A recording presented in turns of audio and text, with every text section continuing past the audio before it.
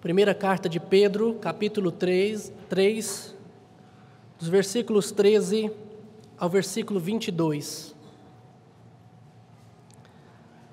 Diz assim: Ora, quem é que vos há de maltratar se fordes zelosos do que é bom? Mas ainda que venhas a sofrer por causa da justiça, bem-aventurados sois.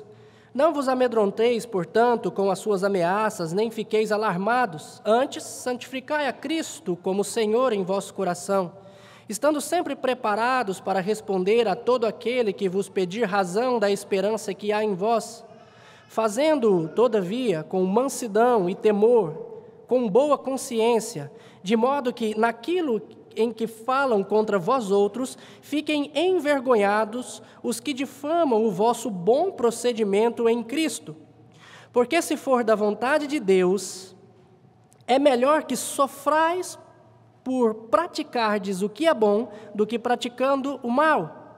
Pois também Cristo morreu uma única vez pelos pecados, o justo pelos injustos, para conduzir-vos a Deus, morto sim na carne, mas vivificado no Espírito, no qual também foi e pregou aos espíritos em prisão, os quais noutro tempo foram desobedientes, quando a longanimidade de Deus aguardava nos dias de Noé, enquanto se preparava a arca, na qual poucos, a saber, 8 pessoas, foram salvos através da água, a qual, figurando o batismo, agora também vos salva, não sendo a remoção da imundícia da carne, mas a indagação de uma boa consciência para com Deus, por meio da ressurreição de Jesus Cristo, o qual, depois de ir para o céu, está à destra de Deus, ficando-lhe subordinados anjos e potestades e poderes. Curve suas frontes mais uma vez, oremos. Deus,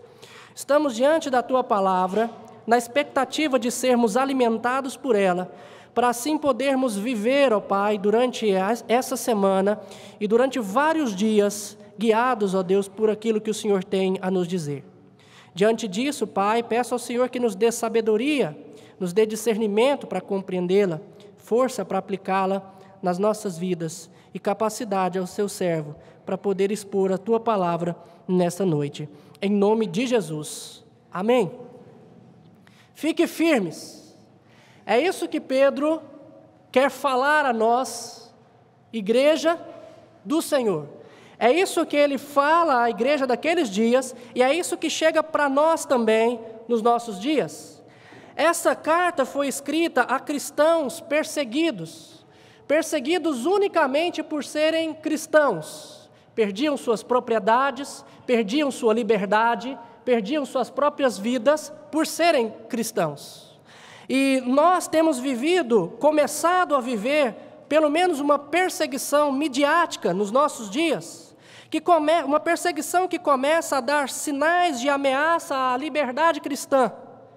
Questões de gênero, feminismo, homossexualidade e muitas outras questões como essas, que vêm junto dessas questões, estão levantando coisas para acusar os cristãos, dizer que os cristãos são arrogantes, dizer que os cristãos são exclusivistas e outros tipos de coisas.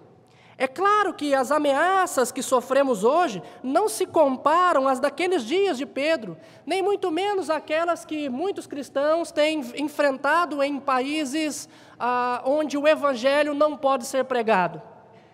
Mas as exortações, os ensinamentos desta carta, eles caem como uma luva para nós hoje, para nos ajudar a enfrentar o que está acontecendo e também o que vem pela frente. Embora não se possa comparar os sofrimentos de um tempo ou de outro, os ensinamentos nos ajudam, assim como ajudavam aqueles cristãos naqueles dias a viverem os nossos dias. O que Pedro ensinou nessa carta àqueles cristãos? Ora, Pedro ensinou como que eles deveriam viver alegres, mesmo em meio à perseguição, no capítulo 1, mostrando que a nossa alegria deve estar na salvação que já nos está garantida, embora a gente possa passar por provação. Pedro também ensinou que eles deveriam santificar as suas vidas a Cristo e abandonar as paixões do mundo. Ensinou que eles deveriam amar uns aos outros ardentemente, que os empregados devem tratar os seus patrões com respeito, trabalhar honestamente, que os patrões devem respeitar também os seus empregados. Também nos ensinou aqueles irmãos a viverem de maneira submissa às autoridades daquele tempo, ou seja, enfim, concluindo, resumindo, que eles fossem bons cidadãos, porque, sendo assim, eles não viriam a sofrer o mal. Porque a lógica é essa, a lógica é que se você é um bom cidadão para o Estado vai te proteger, o Estado vai cuidar de você e não vai te castigar. Essa é a lógica. Mas quem disse que o ser humano segue a lógica da boa criação de Deus sempre? Por mais que seja ilógico, muitas vezes o bom cidadão é aquele que sofre por ser bom. Ora, todos nós sabemos que ser cristão de verdade implica em abandonar a maldade, o dolo, a hipocrisia, a inveja, a maledicência. Tudo isso Pedro diz aqui. Implica em praticar o amor e se sujeitar às instituições humanas por causa do Senhor. É isso que o cristianismo ensina: a pagar os impostos, a tratar os outros com honra, com respeito, fazer o bem para todos. Assim como Pedro e Jesus e toda a Bíblia nos ensina, nós precisamos, como empregados, ser bons empregados para os nossos patrões, independente se eles sejam crentes ou não. Se você é um empregador, você deve tratar com justiça o seu empregado. Você, marido, deve amar a sua esposa de maneira tão intensa que você tem que ser capaz de dar a sua própria vida para ela. É isso que o Evangelho nos ensina, a esposa respeitar o marido. Tem coisas melhores do que isso? Mas o que dizem de nós? Dizem que somos arrogantes? Dizem que somos intolerantes? Dizem que somos machistas? E que fazemos um mal à sociedade? Que mal é esse? E diante disso que tem falado, muitas ameaças têm surgido, e muitos têm começado a sofrer com isso e ficar alarmados. Como serão os dias dos nossos filhos? O que os nossos netos enfrentarão? O que a igreja do Senhor enfrentará daqui uns dias? Mas Pedro vem dizer a nós: não vos amedronteis, nem fiqueis alarmados. Com o quê? Com as ameaças. Se dizem que vão tirar a liberdade da igreja, se dizem que o cristianismo tem que ser abolido, nós não precisamos temer. Se você ou eu viermos sofrer, formos jogados à cadeia, se não tolerarem mais a nossa posição, a nossa opinião, e por causa disso nós tivermos que sofrer, Pedro diz: não vos amedronteis. Por que não devemos ter medo? Porque bem-aventurados sois. É isso que ele diz: ainda que venhais a sofrer por causa da justiça, bem-aventurados sois. Não vos amedronteis, portanto, com as suas ameaças. Essa palavra é idêntica de Jesus em Mateus capítulo 5, versículo 10, que bem-aventurados perseguidos por causa da justiça, porque deles é o reino dos céus. Irmãos, se nós sofrermos por fazer aquilo que é bom, nós podemos nos regozijar, porque estamos no caminho certo. Porque estamos fazendo aquilo que a Bíblia nos diz, aquilo que o Senhor Jesus nos orienta, sermos bons cidadãos, custe o que custar, a qualquer preço. E diante desse texto, então, Pedro, ele vai nos mostrar pelo menos duas verdades que podem nos ajudar a permanecermos zelosos do que é bom, mesmo em momentos difíceis. E a primeira delas que eu quero trazer para os irmãos é: santifiquem a Cristo no vosso coração. Versículo 15, ele diz, 13 e 14, não vos amedronteis, antes, pelo contrário, santifiquem a Cristo. Santificar a Cristo no nosso coração vai nos ajudar a não temer essas pessoas. E nós não estamos muito acostumados com essa linguagem bíblica de santificar a Cristo ou santificar a Deus. Geralmente, a santificação é aplicada a nós. Mas a Bíblia também fala da santificação aplicada a Deus. Santificar a Cristo ou santificar a Deus não significa dar a Ele algo que Ele não tem ou que Ele vai ser melhorado. Quando é aplicada a nós, sim. Quando nós somos santificados, nós então, a nossa natureza vai sendo aperfeiçoada à imagem de Cristo. Mas quando é aplicada a Deus, está dizendo que nós devemos simplesmente, unicamente, dar a Ele aquilo que é dele, honrá-lo. Então, quando a expressão diz, santificai ao Senhor, a Cristo como Senhor, nós devemos reverenciar a Cristo, glorificá-lo mediante a obediência aos seus mandamentos, como o Senhor. Santificar a Cristo como Senhor é honrá-lo com fidelidade, custe o que custar, mesmo diante de intensos sofrimentos. Aconteça o que acontecer, eu vou permanecer fiel a Cristo. Assim eu vou santificá-lo no meu coração. O sofrimento produzido pela perseguição é uma grande oportunidade, meus irmãos, de darmos testemunho de Cristo, o testemunho cristão. Me lembro de ler vários acontecidos, vários relatos do primeiro e segundo século, da igreja perseguida. Quero destacar um deles, de um homem, um idoso chamado Policarpo, que há 85 anos servia o Senhor Jesus desde quando nasceu. Esse homem foi preso pelo Império Romano e levado diante das autoridades para ser queimado. E as pessoas diziam a ele: Policarpo, negue esse Senhor, diga que César é Senhor, você é um homem idoso, você vai ser colocado na fogueira, você não vai suportar isso, para com isso, tem uma morte rápida. E Policarpo dizia: como? Como que eu vou negar ao Senhor, que há 85 anos tenho servido, que nunca me fez mal, pelo contrário, só me faz bem? Como eu faria isso? E Policarpo, então, foi colocado na fogueira para ser queimado. E ao ser colocado ali, ele disse que nem precisava amarrar as suas mãos no lugar onde ele precisava ficar. Ele disse que poderia colocá-lo sem as mãos atadas, porque o Deus que lhe deu força para chegar até ali, força lhe daria para suportar a fogueira. E ele morreu, porque não negou a Cristo, mas honrou até a morte. E por causa desse e de outros acontecidos, Tertuliano, um teólogo do segundo século, também diz em um dos seus relatos, tolos, dizendo às autoridades romanas, tolos, o sangue dos mártires é a semente do Evangelho. Quanto mais cristãos morrem nas arenas, mais pessoas se convertem nas arquibancadas. Porque aquelas pessoas, a multidão que viam os cristãos morrendo, viam que eles não negavam a Cristo e começavam a se perguntar: eu não faria metade disso por César, que diz ser Senhor, mas se vale a pena enfrentar o que essas pessoas estão enfrentando por esse Senhor Jesus Cristo, eu quero receber esse Senhor. E as pessoas iam se convertendo por causa do testemunho. E então Pedro diz: santificai a Cristo no seu coração, porque se Ele estiver santificado aqui, separado e honrado no meu coração, de onde brotam os medos, eu não vou ter medo de enfrentar qualquer coisa pelo Evangelho. E de que forma que nós vamos estar preparados? Pedro também nos diz aí, como você vai conseguir santificar, honrar e glorificar a Cristo? Ele diz: estando preparado. Como que a gente está preparado? Como que o cristão se prepara para a batalha, meus irmãos? Pelo menos duas coisas têm que ficar claras para nós. A primeira delas é com oração. Não há como nós enfrentarmos isso se não orarmos uns pelos outros, se não intercedermos por este país, se não intercedermos pelo mundo, pelos cristãos, para que Deus fortifique, para que Deus dê sabedoria.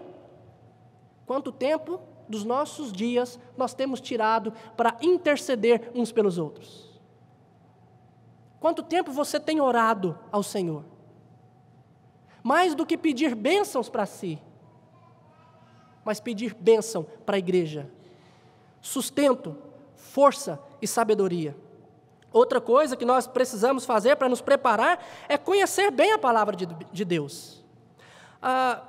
Jesus, no capítulo 10 de Mateus, versículo 19 e 20, ao dizer para os seus seguidores, para eles não se preocuparem, que eles seriam levados diante das autoridades, mas o Espírito Santo falaria na boca deles, o Senhor Jesus diz: olha, não precise se preocupar com isso, não preocupeis com o que vocês têm que falar, porque o Espírito Santo vai falar por vocês. Jesus diz então para não temermos. Mas eu fiquei pensando com relação a isso, e lendo João capítulo 14, versículo 26, lá nós podemos perceber que uma da função do Espírito Santo é nos ensinar a respeito do que Cristo ensinou e nos fazer lembrar de todos os ensinamentos de Cristo. Mas eu te pergunto uma coisa, como que nós vamos ser lembrados daquilo que não aprendemos? Porque os discípulos que estavam com Cristo haviam ouvido Cristo falar. E por isso Jesus diz, olha, vocês vão saber o que falar, porque o Espírito Santo que habita em vocês vai conduzir o que vocês têm que falar. Mas irmãos, se nós não conhecermos a palavra de Deus, do que o Espírito Santo vai nos lembrar? Se nós não tirarmos tempo para meditar na palavra e aprender do que a Bíblia nos diz a respeito de todas essas coisas, de como proceder, do que o Espírito Santo vai nos lembrar? Portanto, nós precisamos nos preparar com a leitura da palavra, conhecendo as coisas que estão acontecendo nos nossos dias e buscando na palavra o que devemos fazer. Agora, tem muito crente que é mais ou menos do tipo o crente Chicó. Você conhece o crente Chicó? Quem aqui assistiu o Alto da Compadecida lembra do Chicó. O Chicó era um homem muito bom para ilustrar coisas. Eu acho que se ele fosse fazer sermão, o que mais teria era ilustração. Ele era muito bom. Quando surgia um assunto, ele logo dava um exemplo de alguma coisa que tinha acontecido. E ele inventava várias histórias. O danado é que quando João Grilo perguntava para ele, Chicó, mas como que isso aconteceu? Qual que era a resposta de Chicó? Não sei, só sei que foi assim. Meus irmãos, tem muito crente que está pronto para dizer como que são as coisas, mas eles não estão preparados para responder de maneira racional aquilo que eles acreditam. E aqui Pedro nos diz que nós precisamos estar preparados para responder a todos que vos pedir razão da esperança que há em vocês. Nós precisamos estar preparados para isso. A esperança que nos faz esperar por uma herança. Por que nós esperamos isso? Por que nós cremos nisso? Uma esperança que, conforme Pedro nos diz no capítulo 1, versículo 13 e 14, nos faz agir de forma diferente do mundo.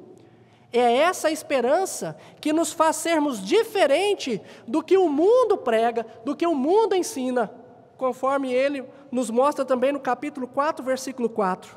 O normal é que os cristãos sejam questionados por que eles agem assim. E nós precisamos estar preparados para responder a todo aquele que nos pedir razão. Portanto, não podemos cruzar os braços, porque temos que estar prontos a responder. Agora, outra coisa, como responder? Porque eu tenho visto, quando às vezes vejo ali alguns manifestos, então vejo opiniões de cristãos, e eu fico me perguntando, será que esse daqui mesmo que está respondendo, o pensamento às vezes está até mais ou menos correto, mas a forma de falar, a hora de falar, o jeito de falar, parece que nunca é de um cristão. Entram em embates com raiva, atacando.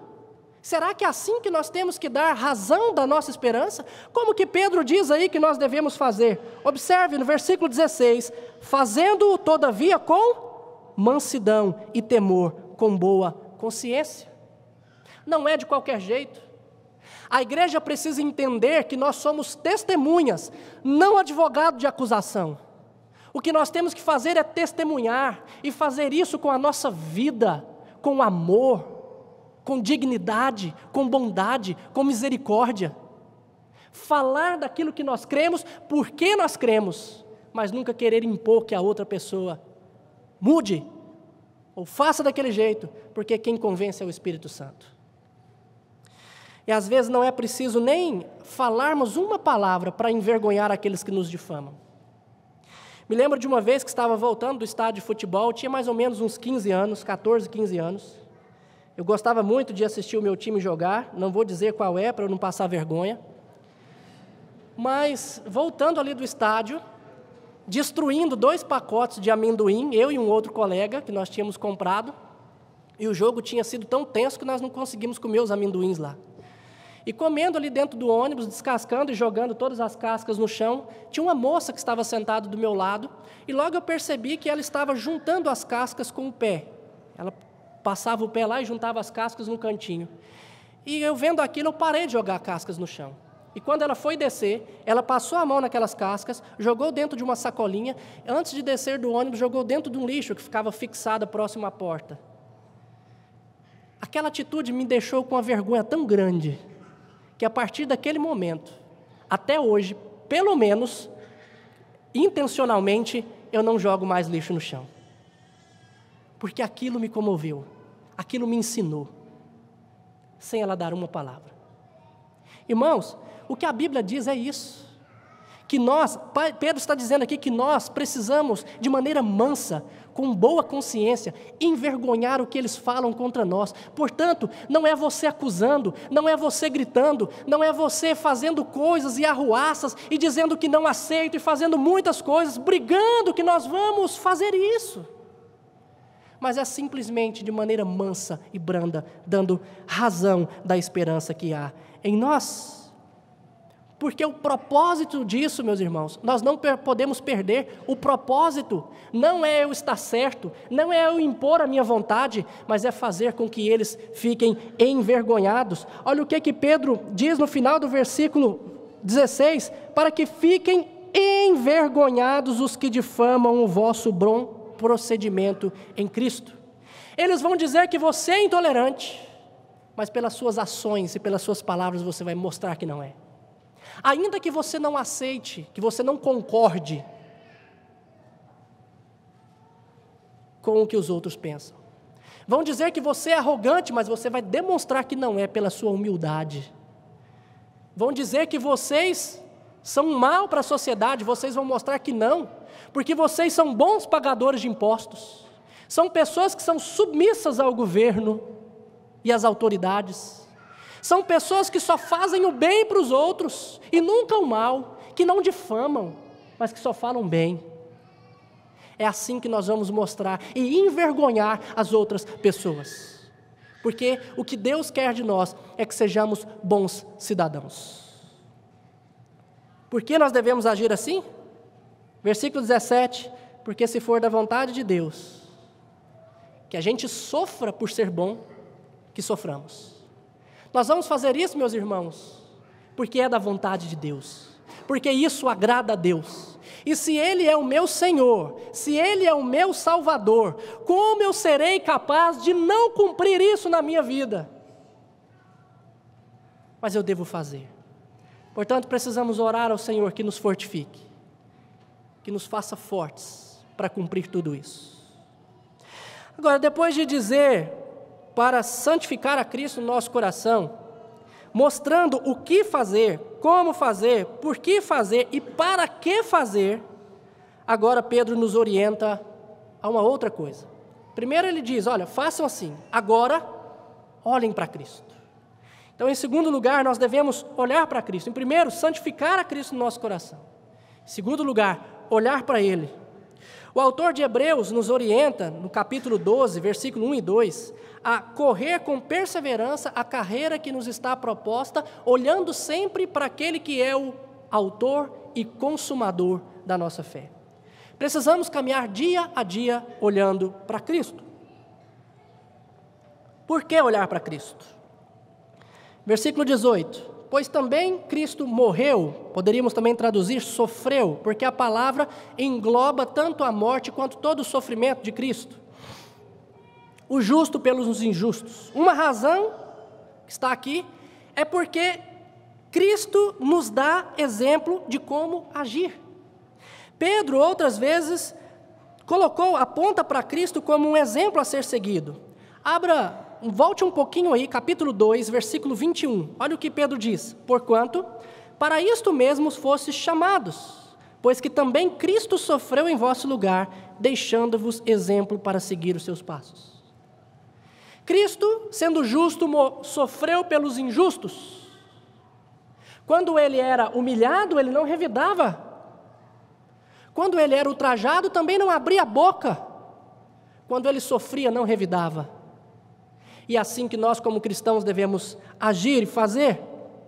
Agora, ele não é somente um exemplo, mas nós devemos então olhar para ele também, para ver a obra que ele fez na cruz por nós, porque ele morreu pelos nossos pecados para nos conduzir a Deus. É isso que ele nos diz, pois Cristo também morreu uma única vez pelos pecados, o justo pelos injustos. Para quê? Para conduzir-vos a Deus. Meus irmãos, se a missão de Cristo é nos conduzir a Deus, então nós podemos ter certeza que isso vai acontecer, porque Ele não falhará, custe o que custar.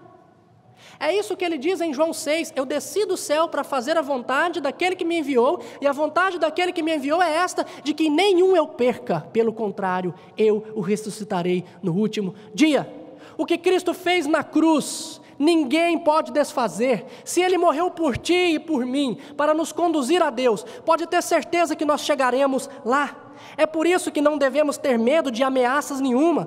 Podem falar o que falar. Podemos ouvir as ameaças e pensar que daqui 10, 20, 30 anos os nossos filhos enfrentarão perseguição. Ainda assim nós não precisamos ter medo, porque se Cristo morreu por todos nós, nós chegaremos até Deus. Pedro diz no capítulo 1, versículo 3 a 5, que Deus nos regenerou para uma viva esperança mediante a ressurreição de Jesus Cristo. E Ele fez isso para herdarmos uma herança no céu. E Ele diz que não somente Ele nos deu essa herança, como Ele vai nos guardar até chegar lá, mediante a nossa fé. Ou seja, a nossa chegada vai ser certa. Meus irmãos, eu não posso te dizer como será a sua e a minha caminhada aqui na terra.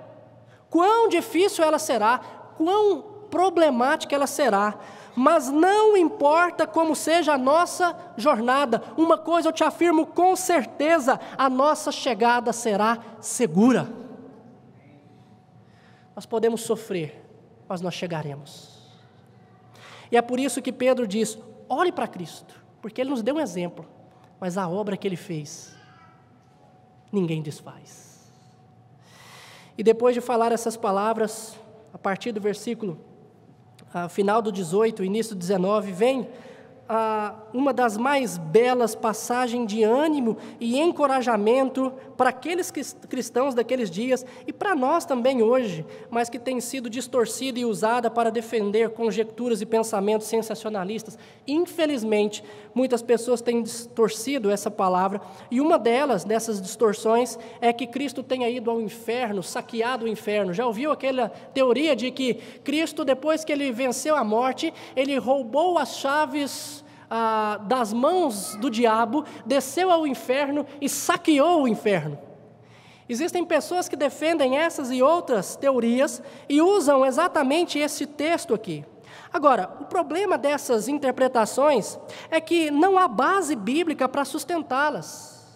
Em nenhum lugar nas Escrituras, Jesus afirma que Jesus tenha ido ao inferno, nem que Jesus tenha oferecido aos incrédulos que morreram fisicamente uma outra oportunidade de receber o Evangelho.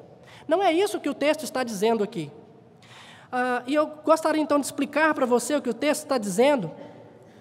Primeiro, levando vocês no capítulo 4, versículo 6. Aqui no texto que nós lemos, diz que Jesus pregou a espíritos em prisão. Agora, no capítulo 4, versículo 6, vai falar do evangelho sendo pregado a mortos. Observa, pois para este fim foi o evangelho pregado também a mortos. Primeiro diz que foi pregado a escravos, agora a mortos.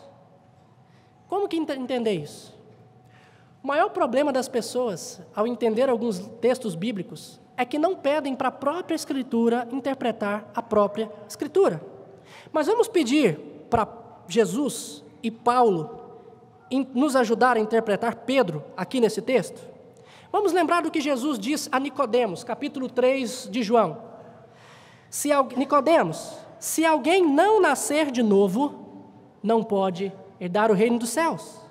O que é nascido da carne é carne, o que é nascido do Espírito é Espírito. Jesus está falando sobre nascer de novo.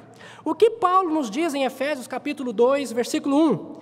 Ele nos deu vida, estando nós mortos em nossos delitos e pecados. Aqui eles estão falando então sobre morte, sobre nós estarmos mortos. Olha o que Paulo também fala em Romanos 6,17. Ele assim diz: mas graças a Deus, porque outrora escravos do pecado, contudo viestes a obedecer de coração a forma de doutrina que fostes entregues, antes escravos do pecado. Versículo 20, porque quando éreis escravos do pecado, estáveis isento em relação à justiça. Irmãos, por esses textos nós vemos e percebemos e fica claro que quando o Evangelho é pregado a pessoas não regeneradas, ele é pregado a mortos, ele é pregado a escravos, escravos do pecado, mortos em seus delitos e pecados, toda vez que o Evangelho é anunciado a essas pessoas. Portanto, quando o texto diz que Jesus pregou aos espíritos em prisão, é disso que o texto está falando. Esse espírito que Jesus pregou, observa aí comigo, versículo 19, no qual o espírito que vivificou a Cristo. Que espírito é esse? O Espírito Santo, o espírito que tem poder para vivificar as pessoas, para nos dar vida. É o mesmo espírito que vivificou a Cristo no terceiro dia de sua morte. Morto sim na carne, mas vivo no Espírito, no qual também foi e pregou aos espíritos em prisão. Ou seja, Cristo foi, pelo Espírito Santo, pregar a espíritos em prisão. Mas que espíritos é esse? Os quais, versículo 20, referindo aos espíritos, foram desobedientes, os quais no outro tempo foram desobedientes quando a longanimidade de Deus aguardava nos dias de Noé. Os espíritos que nos dias de Noé foram desobedientes enquanto Deus preparava a arca. O que Pedro está dizendo aqui?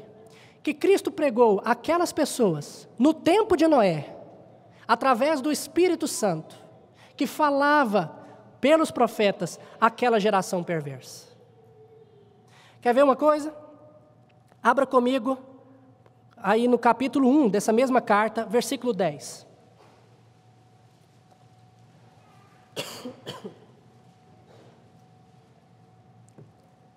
Capítulo 1, versículo 10 e 11, diz assim: foi a respeito desta salvação que os profetas indagaram e inquiriram, a salvação que Pedro havia falado para os seus aqui nesse dia, os homens dos seus dias, a igreja. E inquiriram, os quais profetizaram, os profetas que profetizaram acerca da graça a vós outros destinadas, e investigando, versículo 11, atentamente qual a ocasião ou quais as circunstâncias oportunas, olha só o que ele diz, indicadas pelo Espírito de Cristo que neles estava. Os profetas falaram a respeito da salvação que estava sendo anunciada para aqueles cristãos. E quem falou essa salvação, quem levou aos profetas essa salvação? O Espírito de Cristo que neles estava.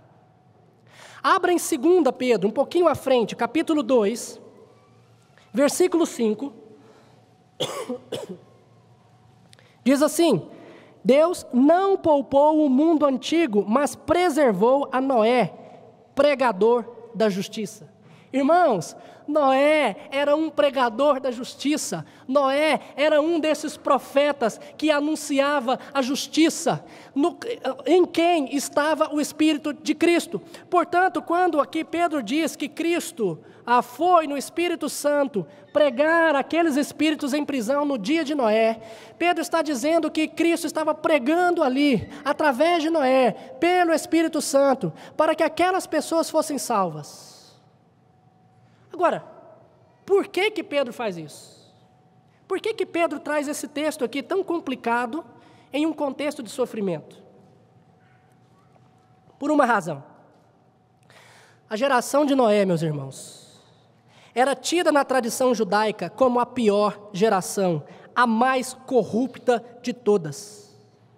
Mas Pedro mostra a essas pessoas que estavam em sofrimento por causa da perseguição, que mesmo em meio à geração mais corrupta, uma geração cuja iniquidade subiu ao céu, ao ponto de fazer Deus abrir as comportas do céu e derramar um dilúvio e destruir toda a humanidade, mesmo naquela época, ainda 8 pessoas foram preservadas por causa da obra de Cristo. E se naquele tempo Deus fez isso, nos nossos dias Ele também fará.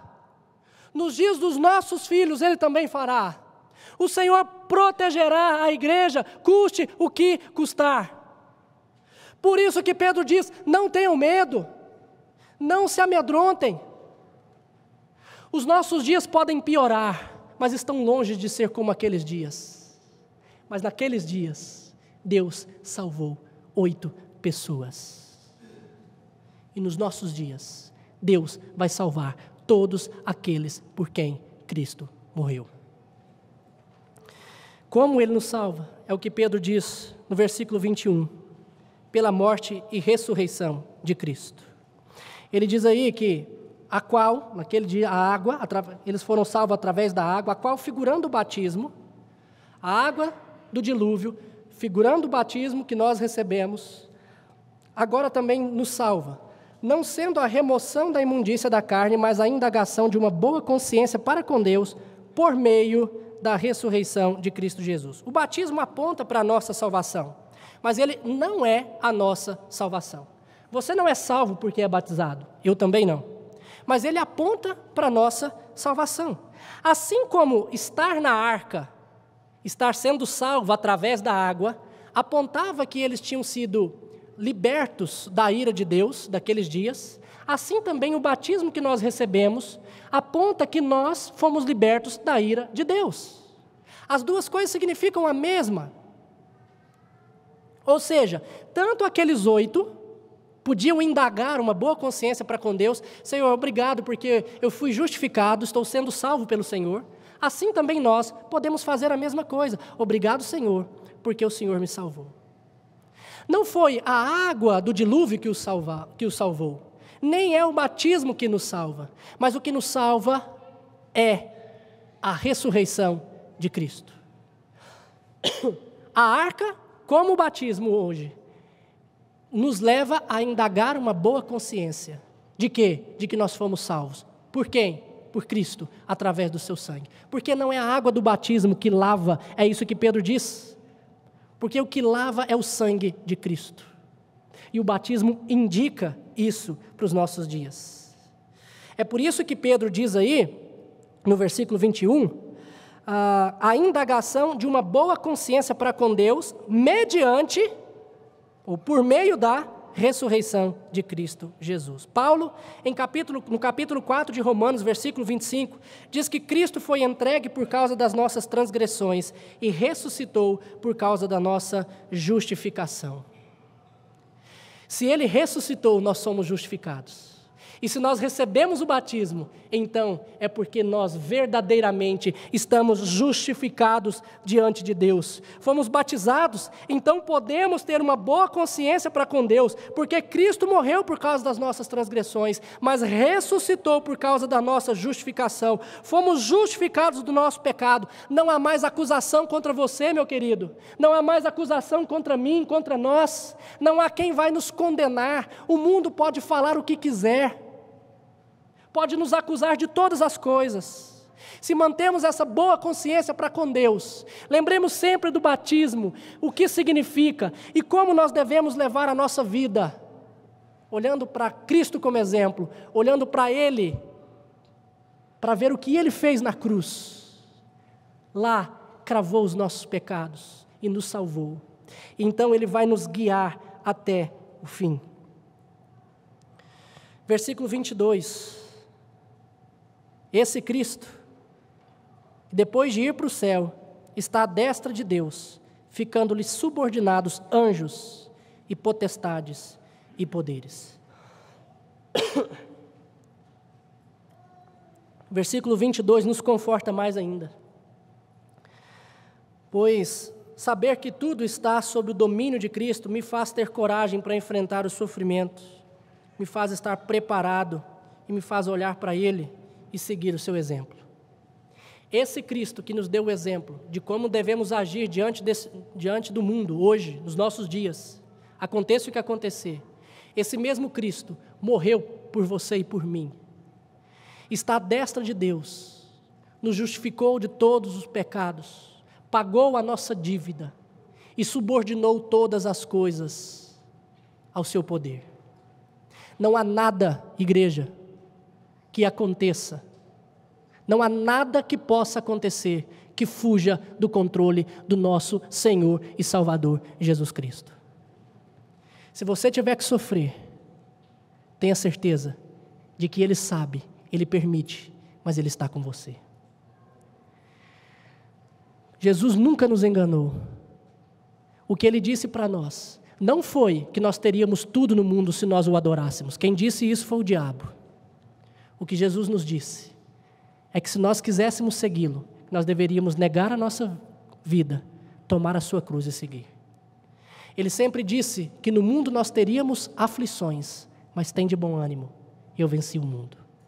E Pedro diz no capítulo 1, que se for necessário nós sofrermos aqui, nós vamos sofrer não para sermos reprovados, mas para sermos aprovados. Porque através do sofrimento, Deus purifica e aperfeiçoa a nossa fé.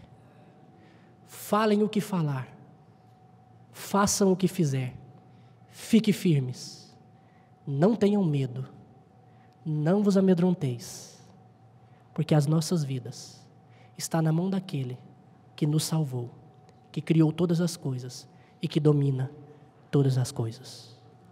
Fique firme.